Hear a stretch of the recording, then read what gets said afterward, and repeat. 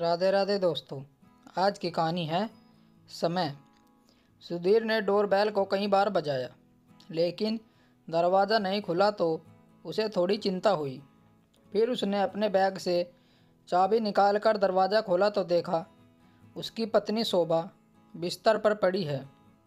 क्या हुआ शोभा, तुम ऐसे क्यों लेटी हुई हो? कब से घंटी बजा रहा हूँ। शोभा ने हड़बड़ी में उठते हुए बोली, मुझे माफ़ कर दो, मैंने नहीं सुना। पता नहीं क्यों अचानक से पेट में दर्द शुरू हो गया।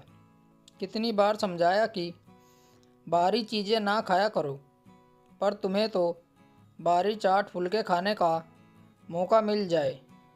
ये लो दवाई खाओ, आराम मिल जाएगा। शोभा के पेट में दर्द काफ़ी समय से हो रहा था। दवाइयाँ खाती तो 2-3 दिन आराम मिल जाता, लेकिन फिर से दर्द स्टार्ट हो जाता। सुधीर कहता कि चलो एक दिन डॉक्टर को दिखा दूं। कभी ये काम, कभी वो काम, तो कभी मीटिंग के चक्कर में 1 महीना बीत गया। एक दिन फिर से शोभा को दर्द हुआ, इतना बड़ा कि उसे एडमिट कराना पड़ा। फिर डॉक्टर ने कई जांच लिखे। आज शोभा की रिपोर्ट आने वाली थी। सुधीर ऑफिस से सीधा हॉस्पिटल गया। रिपोर्ट ली, लेकिन जब रिपोर्ट देखी तो खुद को संभाल नहीं पाया। उसकी पत्नी को लास्ट स्टेज लीवर कैंसर था। डॉक्टर ने सुधीर को संभालते हुए कहा, देखिए सुधीर जी, जब आपकी पत्नी को बचाना मुश्किल है, उनके पास ज़्यादा समय नहीं है, लेकिन आप ऐसा नहीं कह सकते। मेरी पत्नी को कुछ नहीं होगा, मैं उसे कुछ नहीं होने दूंगा। और रोने लगा। डॉक्टर ने सुधीर के कंधे पर हाथ रखते हुए कहा, काश मैं आपकी पत्नी को बचा पाता, पर अब कुछ नहीं हो सकता।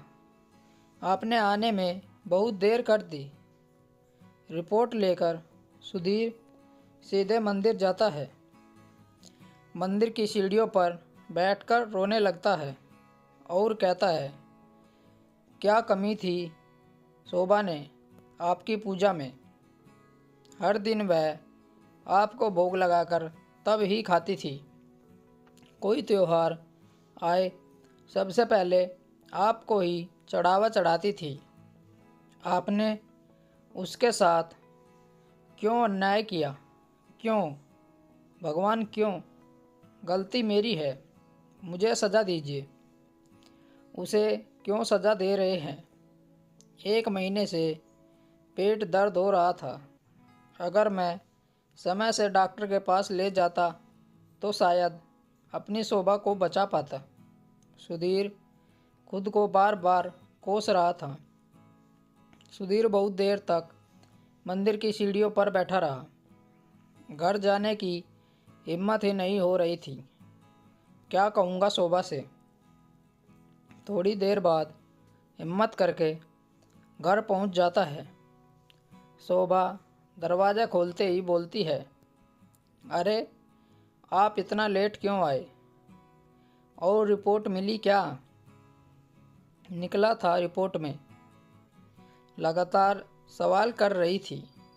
शोभा, तुम्हारी रिपोर्ट में वो? अरे आप क्या बताओगे? मुझे पता है कि मुझे कुछ नहीं होगा। सही कहा ना? बस पता नहीं कहाँ से ये पेट में दर्द शुरू हो गया।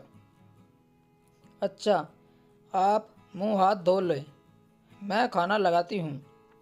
आज पता नहीं क्यों इतनी देर से आ रहे हो। मुझे तो बहुत तेज भूख लगी है। सुधीर शोभा को बताना नहीं चाहता था। उसने अपने आंसुओं को रोक कर रखा। अगले दिन सुधीर बोला, सुनो शोभा, तुम कह रही थी ना वैष्णो देवी मंदिर जाने को, कल ही हम चलेंगे दर्शन के लिए। क्या बात है, कल से देख रही हूँ मैं कुछ भी कह रही हूँ मान जा रहे हैं। क्या बात है? सुधीर ने बात काटते हुए कहा। तुम पत्नियों को तो हर बात पर शक की आदत होती है। अच्छा चलो, अब चलने की तैयारी शुरू करो। अगले दिन वह दोनों वैष्णो देवी के मंदिर को लिए निकल पड़े।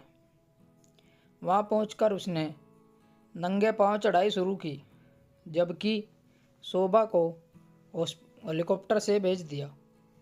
माता रानी से सुधीर बस यही प्रार्थना करता है कि माँ कुछ चमत्कार कर दे कि मेरी शोभा मुझे छोड़कर ना जाए। मैं जी नहीं पाऊँगा उसके बिना। मैं अपनी पत्नी से बहुत प्यार करता हूँ। माँ परिवार के नाम पर बस वही है जो जीने का आसरा है, उसे भी छीन लेगी। दर्शन करके दोनों घर आ गए। दूसरे दिन सुधीर ऑफिस के लिए निकलने लगा कि तभी हॉस्पिटल से फ़ोन आया कि शोभा की रिपोर्ट बदल गई थी। जो रिपोर्ट आपके पास है वह शोभा जी की नहीं है। नाम एक होने के कारण रिपोर्ट बदल गई। क्या सच कह रहे हैं आप? हाँ जी, ये बिल्कुल सही है। आप हॉस्पिटल आकर सही रिपोर्ट ले जाएं और दूसरे वाला रिपोर्ट लेते आए। जी ठीक है। तो क्या शोभा की रिपोर्ट नॉर्मल है? नॉर्मल तो नहीं, पर शोभा जी को कैंसर नहीं है। किडनी के पास स्टोन बन गया है, जिसकी वजह से दर्द रहता है, और यह डरने वाली बात नहीं। कुछ दिन दवाई खाने के बाद ठीक हो जाएगी। मतलब मेरी शोभा को कैंसर नहीं है। सुधीर की खुशी का ठिकाना नहीं रहा। ये तो वैष्णो देवी का ही चमत्कार है। वह मंदिर में जाकर माता रानी का शुक्रिया अदा करता है। पिछले एक हफ्ते से शोभा को खो देने का जो डर था मन में, आज उससे मुक्ति मिल गई थी। और एक सबक भी कि कभी भी शरीर के किसी अंग के तकलीफ को अनदेखा न करें। कहीं बाद में छोटी सी तकलीफ किसी बीमारी का विशाल रूप ले ले तो बस पछताना ही पड़ेगा। जैसे ही फ़ोन रखा, कमरे से निकलकर शोभा आई और बोली, जब दर्शन करने गए थे तो आप बड़े दुखी लग रहे थे, और आज आप बहुत खुश लग रहे हैं। आखिर बात क्या है? आपके इस रवैये से मुझे बड़ी चिंता हो रही है। सुधीर ने उसे गले से लगाया। आप तो मुझे ऐसे गले लगा रहे हैं जैसे मैं आपको छोड़कर जा रही थी। सुधीर ने शोभा के होठ पर हाथ रखकर कहा, कभी मुझे छोड़कर जाने की बात मत करना। और हाँ, तुम्हारी रिपोर्ट में सब ठीक है, सिर्फ तुम्हारे पेट में पथरी हो गई है। हॉस्पिटल में जाकर दवाइयाँ लेकर आता हूँ। सुधीर के इस व्यवहार को शोभा बिल्कुल समझ नहीं पा रही थी, और न ही सुधीर ने उसे समझाने की कोशिश की। स्टोरी को लेकर आपकी क्या राय है? नीचे कमेंट करके ज़रूर बताइएगा। ऐसी ही और बेहतरीन कहानियों के लिए हमारे चैनल को ज़रूर सब्सक्राइब करिएगा।